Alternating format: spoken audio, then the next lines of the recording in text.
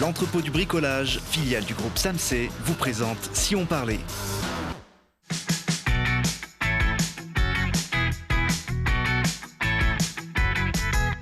Ouais, parce que c'est important de regarder aussi ce qui se passe près de chez nous. Télé Grenoble vous donne la parole tous les jours du lundi au vendredi à 18h15, 20h15 et 23h15. Aujourd'hui, avec nos invités, on va parler du dernier film de Cédric Klapisch, du dernier album de la chanteuse Jazia Satour et de la dernière édition du Vercors Music Festival. Et pour parler de ces sujets, je reçois Laurine Closier, présidente de l'association qui organise le Vercors Music Festival. Bonjour. Bonjour. Je parlais de la dernière édition, c'est de la dernière édition en date, qui aura lieu du 4 au 7 juillet. Le festival, lui, se porte très bien. Jazia Satour, pardon, Jazia, j'ai du mal à prononcer le prénom, sera à l'affiche de l'édition 2019 du festival. Oui. Bienvenue, Jazia, qui est venue avec sa guitare. Je crois qu'on aura le droit à un petit live tout à l'heure en fin d'émission. En face de vous, Anna Girardot, bonjour. Bonjour. Vous êtes comédienne et vous êtes, vous, à l'affiche du dernier film de Cédric Klapisch, qu'on a également le plaisir d'avoir sur ce plateau. Bonjour. Bonjour. Bienvenue à tous les quatre. Le péril jeune, un air de famille, l'auberge espagnole. Quand on aime le cinéma, on a forcément vu au moins une fois dans sa vie un film de Cédric Klapisch. Je peux faire un petit tour de table rapide, Laurine? Ouais, Jazia. Mythique, un air de famille. Moi, c'est mon préféré aussi. Film, c'est le premier en tout cas. Anna, ce serait pas Je n'ai vu aucun. J'allais dire. En tout cas, vous avez tourné dans plusieurs films de Cédric. Une douzaine, je crois, en 30 ans de carrière. C'est le 13e film. 13e film, celui-là. Ouais. C'est un bon rythme pour un réalisateur, un film tous les 2-3 ans? Ouais, ça fait à peu près un film tous les 2 ans. J'ai commencé il y a un peu moins de 30 ans. Et donc voilà. En France, il n'y a que François Ozon qui fait un film par an. Aux États-Unis, il y a Woody Allen, mais ils ne sont pas beaucoup à faire un film par an. C'est un rythme rapide. Alors le 13e s'appelle 2 mois. Il faut préciser que moi, comme on le voit sur l'affiche, c'est M-O-I. Voilà. Le mois intérieur. Voilà, c'est ça. C'est deux personnages principaux joués par François Civil et Anna Girardot qui passent une bonne partie de leur temps dans le film chez le psy. C'est ça, ils vont pas bien du tout au début du film et puis on espère qu'ils aillent mieux à la fin du film. Et non, c'est des gens qui ont le problème d'avoir la solitude des grandes villes. C'est-à-dire que c'est des gens qui se sentent pas bien parce qu'ils sont seuls et donc ils cherchent à rencontrer quelqu'un. Et donc voilà, ça raconte un peu la vie de 2 trentenaires d'aujourd'hui, garçons et filles. Anna, vous jouez la fille, ça tombe bien. C'est bien fait quand même, le scénario de Cédric Klapisch. C'est un film sur la solitude, sur la confiance en soi ou le manque de confiance en soi aussi? Oui, je pense que c'est en effet un problème qui touche beaucoup de monde aujourd'hui. C'est-à-dire qu'on apprend à beaucoup essayer de plaire aux autres avant de se plaire à soi-même. Et vers la trentaine, c'est un âge où on fait un peu le point et on est plein de questionnements comme ça. Et ces 2 personnages traversent cette période et on les accompagne. Et c'est voilà, 2 personnages extrêmement touchants. Et attachant. On rentre dans leur intimité psychologique à travers le film. Ils essayent tous les 2 de rompre leur célibat. Ils habitent 2 appartements mitoyens dans un quartier de Paris. Ils ont les mêmes habitudes, ils prennent le métro ensemble. C'est vraiment 2 chemins parallèles. Quand on regarde le début du film, on s'attend très vite à ce que la rencontre se fasse. Mais quand on regarde la géométrie, 2 chemins parallèles, finalement, ne se croisent jamais, en théorie. Non, c'est ça. Et puis, alors, on le voit un peu sur la bande-annonce, là, il y a aussi le fait qu'ils essayent d'utiliser les réseaux sociaux, les applications de rencontres pour essayer de forcer le destin. Et puis, il y a un regard là-dessus, sur le fait qu'on pense que ces réseaux sociaux rapprochent les gens, et puis ça les éloigne presque en ce moment. Oui. Je vous propose justement, vous l'évoquez, cette bande-annonce, de la regarder. C'est une petite avant-première, parce qu'elle n'a pas beaucoup tourné pour l'instant. C'est vrai.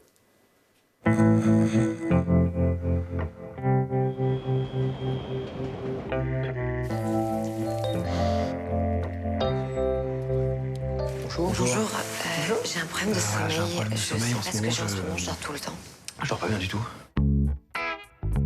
La position dans laquelle vous vous sentez le mieux, c'est la position de leader, de suiveur. D'accord. C'est une question. Vous dites que c'était une vraie rencontre? Mais c'est quoi pour vous une vraie rencontre? Comment vous expliquez cette crise de panique dans le métro? Une dépression? Peut-être. Non mais c'est quand même dingue de tomber sur quelqu'un qui a vraiment mais rien à dire. Il a pas parlé pendant 1 heure. Ah, si, à un moment donné, il m'a dit... J'ai l'impression que ça fait des années que je te cherche, quoi. L'angoisse. Tu te rappelles pas tourner, hein? Karine, tu vas te rappeler Karine Pélisson. Ah, la la petite, grande. Non, elle était grande. D'accord, alors. Brune. Ouais. Brune. Elle avait les. Tu sais, elle avait les. Ah, des boucles. Non, les. Ah, des dreads. Non, des soucis dans sa tête. Non, mais ça, c'est pas vous, ça. Ah bon? C'est quoi, moi, alors? Il y a pesto, Il ne suffit pas d'avoir compris le problème pour pouvoir régler le problème. Et en même temps, il est absolument nécessaire d'avoir compris le problème pour pouvoir le régler. Le problème. Ah non, pas ça. Ça, c'est pas vous, ça. Faites confiance à la vie. Et vous avez le droit d'être heureux. Vous avez le droit d'être heureuse. Bah oui, tu vois, hein. Tout arrive.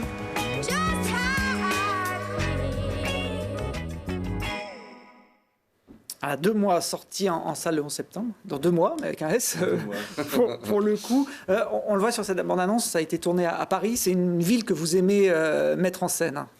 Oui, c'est ma ville, en fait, j'y suis né et puis j'aime bien parler de cette ville. C'est vrai que j'ai fait pas mal de films qui se passaient à l'étranger. L'Auberge espagnole, ça se passe à Barcelone. Castechino, ça se passe à New York. Les Poupées russes, ça se passe à Saint-Pétersbourg. Il y a eu pas mal de villes comme ça que j'ai essayé de portraiter. Mais c'est vrai que là, c'est la 3e fois que je fais un film vraiment sur Paris. Et puis, il y a quand même un peu les Alpes, quand même. Donc là, je suis venu tourner dans la région, en Isère.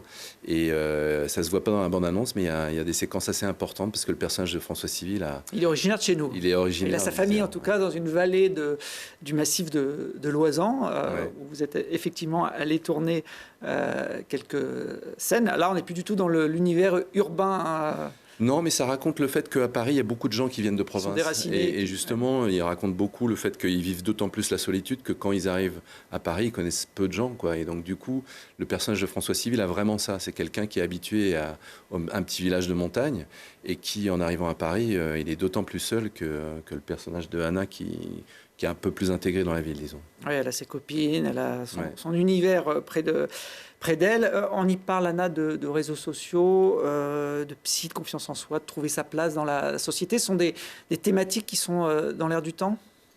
Tout à fait, oui. Enfin, moi, en tout cas, en tournant le film, je me rendais compte à quel point j'avais envie de dire absolument à toutes mes copines d'aller voir ce film. Parce que chaque jour, je tournais des scènes qui moi-même faisaient comprendre ou prendre conscience de choses de ma vie, mon entourage. Et chaque jour, j'ai appelé une copine en lui disant « Mais tu vas voir, quand tu vas voir le film, ça va aller mieux. Tu vas comprendre des choses. » Et c'est vrai que c'est un film qui fait du bien. Enfin, les peu de personnes à qui j'ai réussi à le montrer m'ont dit que ça leur avait fait vraiment du bien, qu'elles avaient réussi à répondre à des questions internes qu'on n'a pas l'occasion en fait de communiquer, parce que justement avec les réseaux sociaux tout doit être simple, tout doit être beau, tout doit être facile, on doit tous aller très bien, et du coup on ose de moins en moins en tout cas poser les vraies questions, celles qui sont à l'intérieur de nous-mêmes. À l'intérieur de nous-mêmes. Et du coup c'est ça la magie du cinéma, c'est de pouvoir aller pendant 1h30 dans une salle sombre et qu'on réponde à nos questions. Et moi je sais qu'en tant que spectatrice, avant de connaître Cédric, ces films faisaient cet effet-là. Et une manière de réussir à aller taper là où on a envie que ça fasse pas mal, mais en tout cas que ça résonne. Et que ça interpelle. Pour autant, vous filmez la vie, on va dire, simple de 2 jeunes Parisiens lambda noyés dans la jungle urbaine. Et vous arrivez, je pense que c'est le talent d'un cinéaste, à rendre cette histoire touchante, comme l'explique Anna. C'était presque le but pour moi, parce que j'ai l'impression que c'est plus difficile de faire un film quand on parle d'aller chez l'épicier, aller à la pharmacie. Le quotidien et essayer de rendre ça intéressant, plutôt que de dire, voilà, la Terre va exploser, il faut arriver à démonter la machine, de savoir si c'est le fil bleu ou le fil rouge qu'on enlève. Là, c'est vraiment d'essayer de s'attacher à des choses très simples. Et enfin, j'aime bien, je suis content d'être venu, parce que je n'avais pas entendu ce que pensait Anna.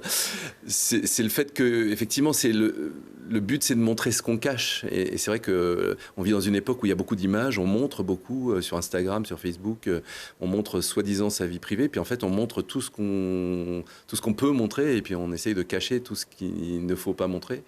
Et en fait, là, le film essaye de montrer ce qu'on cache, quoi, justement. Donc, c'est ça tout le travail quand on fait des films réalistes, c'est d'arriver à rendre intéressantes des choses qui, a priori, sont inintéressantes. Anna, c'est pas la première fois que vous tournez avec Cédric Clapiche. Après avoir regardé ces films, vous avez eu la possibilité de jouer en 2017, je crois, dans le dernier en date. Hein. Tout à fait, avec Pio Marmaille et François Civil. Avec François Civil, qu'on retrouve également là, à l'affiche. Restez avec les mêmes comédiens. Vous l'avez fait par le passé avec Romain Duris ou Cécile de France. Ouais, c'est important pour vous aussi? Non, c'est juste le problème quand on rencontre des gens qu'on aime bien. On n'a pas envie de les quitter. Et donc là, c'est ça. C'est vrai que d'ailleurs, c'est ce qui s'est passé aussi avec Pio Marmaille dans Ce qui nous lie, où j'avais envie qu'il joue dans ce film-là, puis ça n'a pas été possible. Mais c'est vrai que le cinéma est fait de rencontres. Et c'est vrai que moi, je suis très attaché au fait de me sentir à l'aise avec les acteurs que je filme, quoi. Alors, on voit quelques images justement de Pio Marmaille et du film Ce qui nous lie en 2017. Ça fait partie, ces acteurs aussi, d'une génération qui commence à s'imposer dans le paysage. Bien sûr, oui, non. Et puis c'est vrai que François Civil, là, il a sorti un film chaque semaine depuis 2 mois. C'est vrai qu'on l'a beaucoup vu. Donc on commence à le voir, et c'est vrai que dans Ce qui nous lie, on ne le connaissait pas encore beaucoup. Et dans Ce qui nous lie, ils étaient 3 frères et sœurs. Et puis donc là, c'était particulier de se dire, voilà, on va construire une autre relation entre les personnages. Alors, le film n'est pas encore sorti, mais quand on est réalisateur, on a déjà un coup d'avance. Vous êtes déjà sur le prochain projet? Oui, un peu. C'est-à-dire que je réfléchis à ce que je vais faire ensuite. Donc là, pour l'instant, c'est pas clair, donc je ne vous en parle pas. C'est de la tambouille. Bon, si vous venez tourner dans la région, vous avez pu vous rendre compte. En tout cas, j'ai beaucoup aimé tourner dans la région. Donc, des beaux paysages cinématographiques. L'Oisan, donc vous connaissez. Le Vercors, ça vous parle aussi? Oui. Bon, c'est une terre de cinéma. Il y a eu des films. Il y avait eu Michel Serrault avec Une hirondelle a fait Le Printemps, qui avait fait la réputation aussi de ce territoire il y a quelques années. Guillaume Canet est venu tourner dans le Vercors il y a 1 an ou 2, un film qui s'appelait Mon garçon. Belle et Sébastien également. Donc, l'Isère est une terre qui inspire les cinéastes. C'est aussi le Vercors, une terre de musique. Jazzy a rigolé parce qu'elle avait compris ma transition. Ça sentait la transition. Pas du tout. Mais depuis 2015, depuis 2015, le Vercors accueille un grand festival, le Vercors Music Festival. Laurine, vous êtes à la manette de cette édition. La 5e, qui aura lieu du 4 au 7 juillet, qui lance la saison estivale. Exactement, voilà. Ce festival, c'était une rencontre à l'origine entre la Spédidam et un territoire, une collectivité qui avait décidé effectivement de redynamiser ce début de saison qui manquait un peu de culture, parce que historiquement, le Vercors est porteur de valeurs sportives, et c'est très bien. Mais néanmoins, c'est vrai qu'il était important aussi de rajouter de la musique, des échanges, un peu de liens un peu plus forts. Et voilà, c'est comme ça qu'est né, il y a 4-5 ans maintenant, voilà, la 5e année, le Vercors Music Festival, avec l'aide d'une association qui a été créée pour porter ce projet. Alors, un festival de musique à la montagne, ça a toujours une ambiance un peu particulière. On le voit sur ces images. En général, on s'installe pour quelques jours et version à la cool. Oui, c'est ça, tout à fait. Alors là, les images qu'on voit, c'est depuis l'an dernier, parce que le festival n'a que 5 ans. C'est un petit bébé encore. Voilà, il n'est même pas encore au CP, on va dire. Mais c'est vrai qu'on essaie de développer chaque année des activités autour du festival. Le camping également, pour que justement... ce lieu prenne toute l'ampleur qu'il doit avoir, un esprit festival à la cool, comme vous dites. Un petit bébé, mais qui a quand même, l'an dernier, réuni 17 000 festivaliers, 17 500. Pas oublier les 500 qui avaient le droit également de citer. Vous en attendez encore plus cette année. Il y a le festival de Chartreuse, le Grand Son, qui a mis la clé sous la porte. J'imagine qu'il y aura peut-être un report de la clientèle locale. Alors déjà, on est vraiment pas du tout ravis que le Grand Son se termine de cette façon-là, parce que chacun a sa place. Et c'est vrai que Traditionnellement, les festivals, tous les 5-6 ans, c'est compliqué en fait de faire vivre un festival, très très compliqué, malgré le soutien des collectivités locales, malgré le soutien des mécènes privés et de l'Aspédidam. C'est vraiment un combat de tous les jours entre le lien avec les bénévoles, les activités territoriales et bien sûr la programmation qui fait venir les gens. Donc bien sûr qu'on pense qu'il y aura peut-être un petit nombre de personnes qui vont se reporter sur le Vercors, mais voilà, aujourd'hui on est vraiment très solidaires du Grand Son. Alors l'an dernier, on retrouvait à l'affiche de votre festival des gens comme Arthur H, Big Flo et Oli, très à la mode chez les jeunes, Kezia Jones. Est-ce qu'il y a une couleur musicale particulière ? Alors la couleur, c'est l'accès pour tous. C'est déjà l'accès tarifaire pour que tout le monde puisse profiter de ce festival. Et c'est également une commande de la part, encore une fois, des collectivités d'avoir créé ce festival à la condition que ça soit familial. C'est-à-dire qu'on y retrouve vraiment des personnes, des chanteurs, des artistes qui pourront plaire aux parents, aux grands-parents, aux enfants, pour que tout le monde puisse se réunir en famille autour du groupe. Et puis il y a des groupes dont on connaît les chansons par cœur. Il y a de très belles découvertes aussi locales. Ça, c'est les cartes blanches dédiées aux groupes régionaux et puis d'autres groupes ou d'autres artistes beaucoup plus pointus. Voilà, donc c'est vraiment pour que tout le monde puisse s'y retrouver. Alors ça se passe sous chapiteau, parce qu'il n'y a pas une scène capable d'accueillir, en fixe en tout cas, dans le Vercors, autant de monde. Il y a une quinzaine d'artistes sur l'édition 2019. Ibrahim Malouf, Zaz, Grand Corps Malade ou San Severino. Ça traduit effectivement cette volonté de toucher un peu tous les publics. Petit regret pour Oshi, qui était aussi une des têtes d'affiche, qui cartonne en ce moment, qui était annoncée et puis qui finalement ne viendra pas. Oui, c'est vrai que ça a été un peu ça a été compliqué quand elle nous a appris que malheureusement elle ne pouvait pas jouer pour des raisons médicales, au-dessus d'un certaine altitude, voilà exactement. Néanmoins, on est ravis d'avoir eu Grand Corps Malade et c'est vrai que finalement il n'y a pas eu de souci tout le monde est heureux de le recevoir.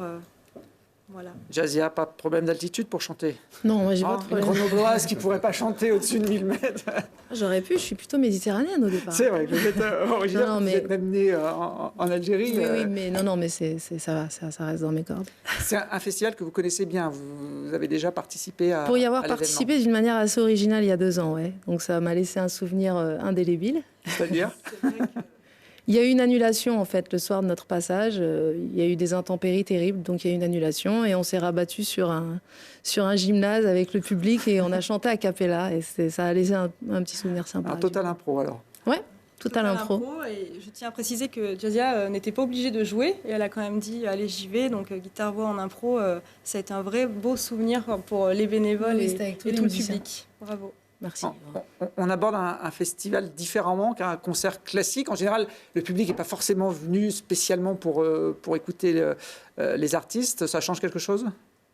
C'est-à-dire que c'est en général un public qui est effectivement varié, multiple, et puis il y a ce côté un peu estival, quoi, plein air, extérieur. Enfin là, c'est pas tout à fait un extérieur, mais en tout cas, en ce qui me concerne, c'est toujours un moment unique.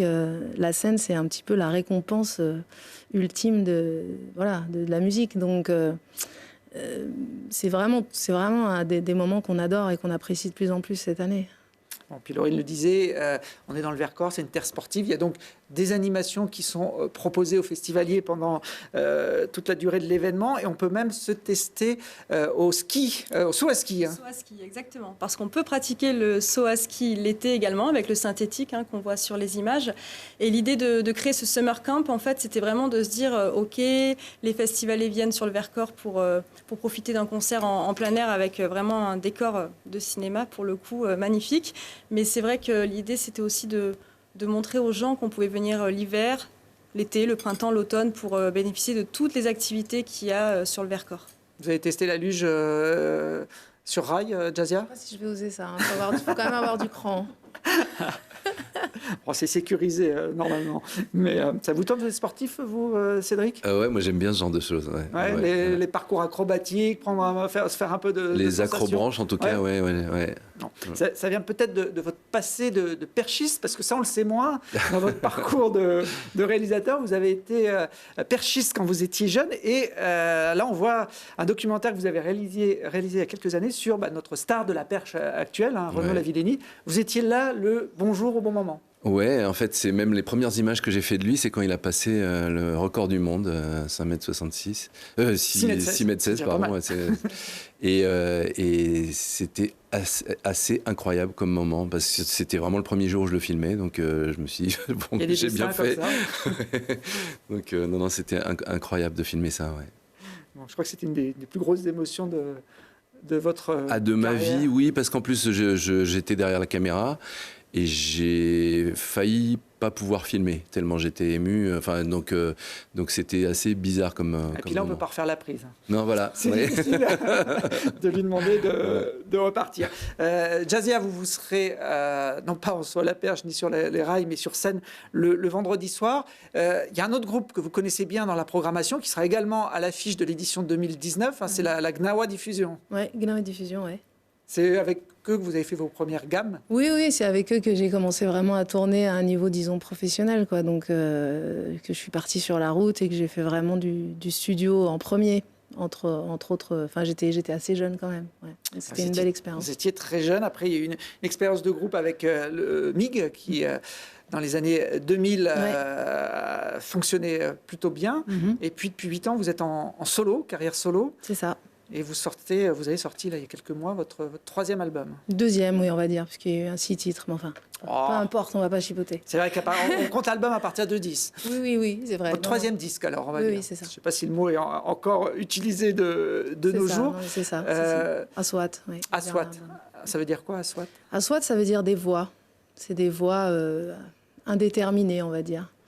Des voix qu'on ne distinguerait pas, qui nous viennent des 4 coins du monde, notamment justement des réseaux sociaux, des médias en général, et qui arrivent jusqu'à nous sans qu'on puisse les distinguer parce qu'elles forment une sorte de cacophonie en quelque sorte.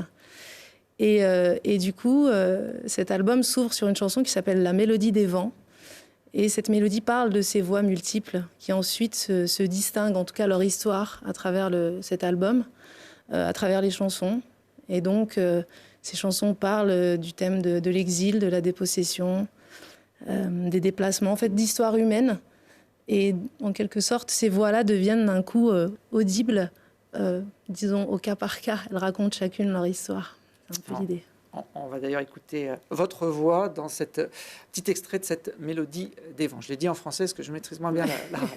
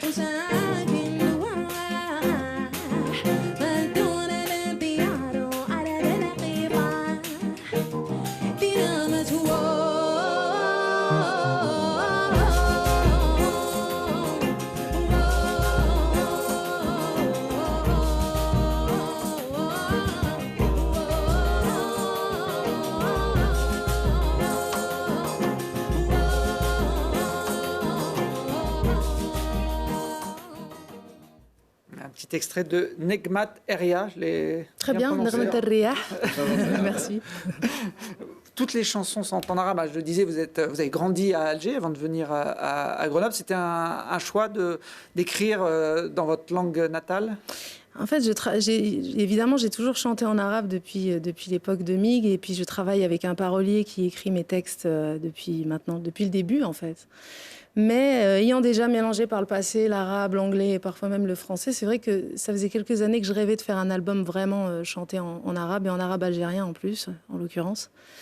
Donc voilà, ça a été, disons, une des pierres angulaires de cet album qui a d'ailleurs aussi peut-être inspiré... En même temps, je pense que ça allait de soi, l'envie d'intégrer aussi des instruments traditionnels algériens ou d'une manière plus générale maghrébins, mais aussi algériens, même algérois, que sont le banjo, le mandol, le violon, le bendir. Et du coup, finalement, ce disque-là a quelque chose d'une unité, je pense. Le fil rouge, ce sont ces couleurs-là, ces instruments-là. Et du coup, une envie vraiment ancienne de chanter dans ma langue maternelle. Donc on vous retrouvera sur scène dans quelques jours. Hein.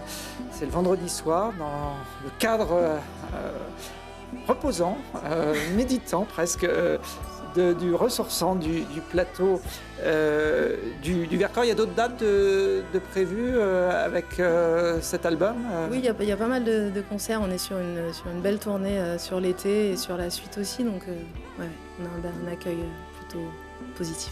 On peut retrouver d'ailleurs toutes les infos sur le site. Oui, il y aura toutes les informations. De Jazia Satour. Puisqu'on est à la fin de cette émission et que Jazia est venue avec sa guitare, ce serait dommage de la laisser comme ça. Oui, après tant d'efforts. Je vais vous laisser le mot de la fin. Jazia, bon festival Laurine. Bonne chance pour la sortie du film le 11 septembre et puis pour vos futurs projets. On vous accueillera avec plaisir, Anna et Cédric, pour vos prochaines aventures.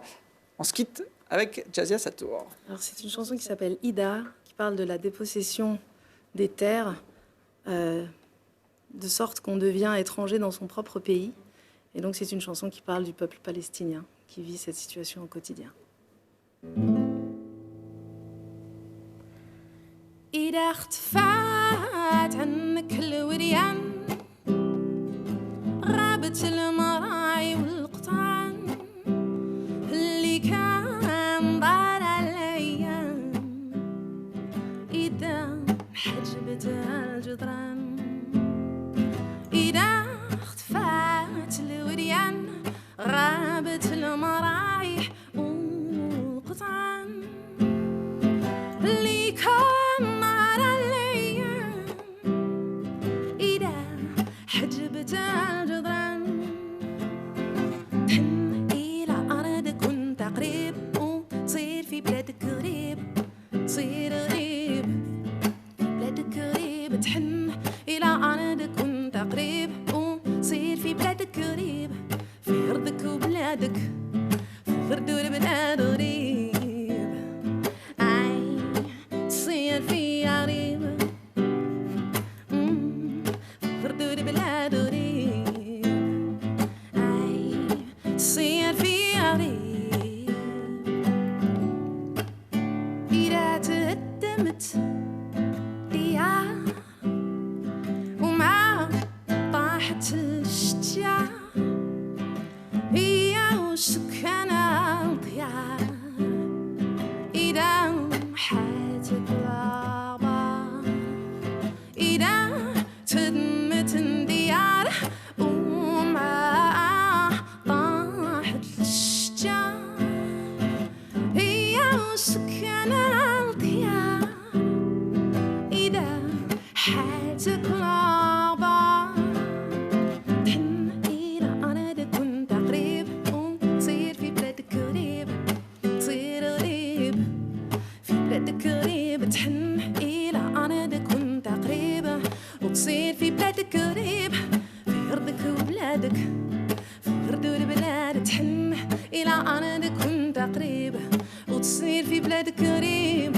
تصير غريب في بلادك غريب تحن إلى أرضك وانت قريب وتصير في بلادك غريب في أرضك وبلادك في غردور بلاد غريب تصير في غريب في غردور بلاد غريب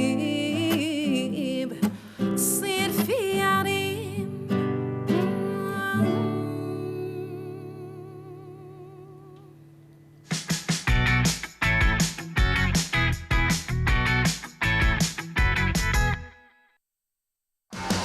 L'entrepôt du bricolage, filiale du groupe Samsé, vous a présenté Si on parlait.